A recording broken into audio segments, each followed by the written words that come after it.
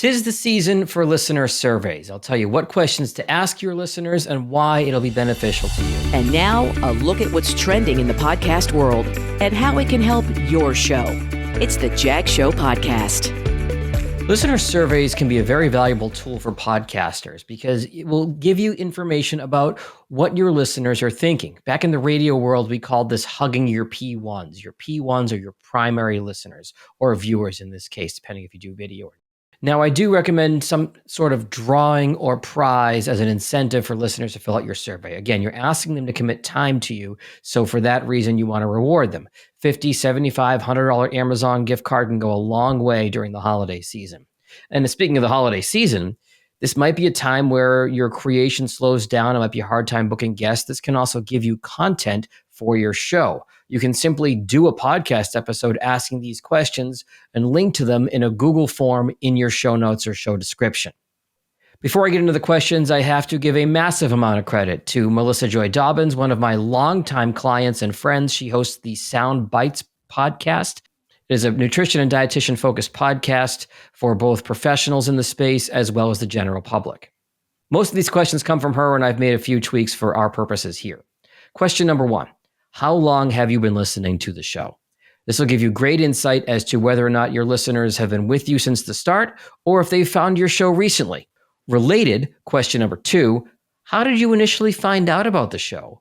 Was it social media posts? Was it videos? Was it word of mouth from a friend or a relative? Or was it an internet search, Google or YouTube? Finding out how listeners found your show can really help you narrow down on which marketing is effective. Number 3, where are you following or subscribed to the show? Now, these terms get used interchangeably. Technically, subscribing involves a fee, but for a lot of listeners, subscribing and following means the same thing. So ask them, are they following or subscribed to the show in Apple, Spotify, or YouTube? Not only will you get insight from this question, but as a bonus, it might be a reminder to your listeners to follow your show so they don't miss an episode. Number 4, do you consume this show on the audio version, the video version, or both? Sometimes one, sometimes the other. If you find you have a really big skew and enough data from enough listeners, one way or the other, that might impact the production of your show in 2025.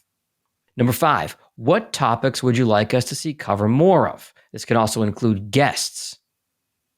And conversely, number 6, what topics would you like to hear less of? Number 7, have you shared an episode of this podcast? And if so, how? Again, was it social media? Was it word of mouth? Was it text, email? This will give you more insights into people finding your show compelling and how they are sharing it with their friends and family. Number 8, would you be willing to leave a review of this show on Apple, Spotify, or YouTube? Now, I know longtime consumers of the Jag Show are going to say, Jag, you always say don't worry about ratings and reviews. It's a waste of time. Yes, I don't like soliciting for ratings and reviews as a call to action at the end of a show. You only have a limited time to do an effective call of action at the end of your show. And if you ask the listener for 10 things, they're going to do 0.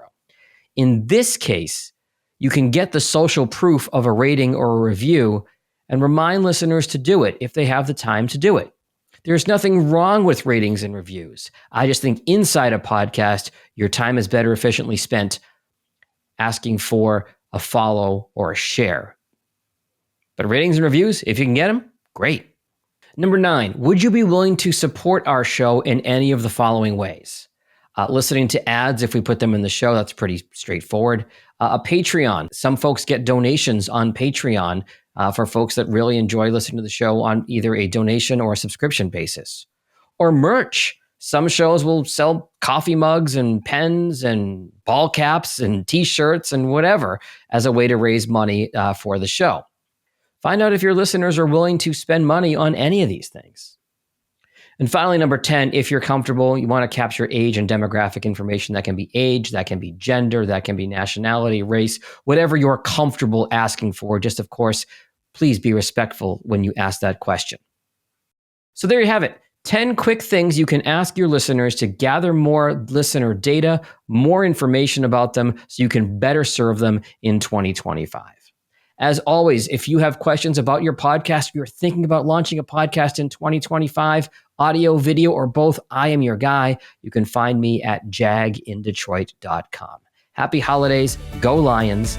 Later. The most popular ways to grow a podcast are recommendations of friends and family. So share this episode with someone you know.